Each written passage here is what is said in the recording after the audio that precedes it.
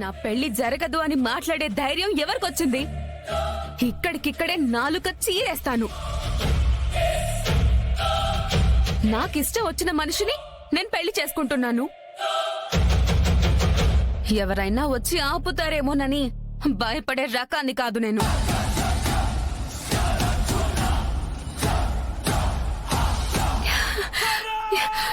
అదిగో నా గగన్ గారు వచ్చేసారు.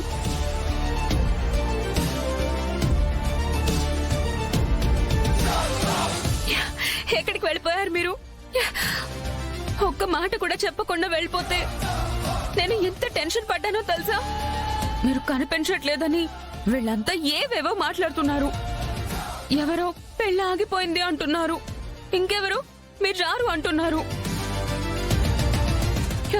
మిమ్మల్ని ఒక్క మాట అన్నా కూడా నన్ను భరించలేను.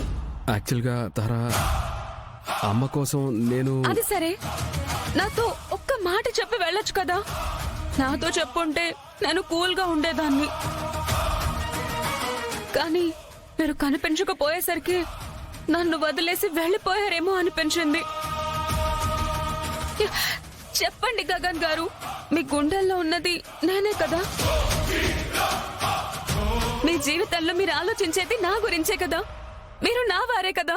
చెప్పండి. చాలే ఊరుకో అమ్మి.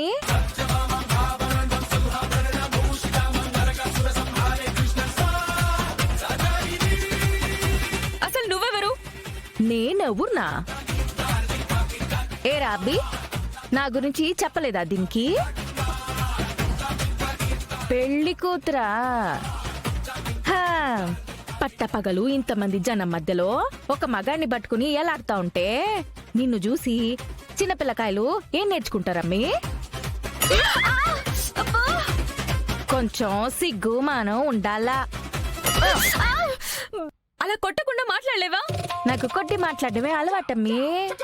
మాటలేని వాళ్ళకి మొట్టికాయలే మందు. అసలు ఎవరు నువ్వు? అదే తారా, మా దూర బంధువు పలమనేరు పిన్ని గారు. మీ బంధువులందరూ ఇట్టానే ఉంటారా? మీ భాష నాకొచ్చిందేంటి? ఇంకా నన్ను ఫుల్ ఫామ్ లో చూడలేదమ్మే. ఇప్పుడే భయపడిపోతా ఉంటే ఎట్లా? ఇంతకీ నువ్వేనా ఈయన్ని చేసుకోబోయే అమ్మివి? అవును, నేనే.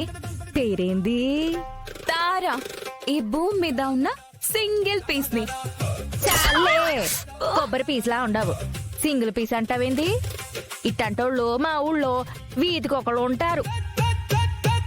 గగన్ గారు చూడండి ఎలా మాట్లాడుతుందో.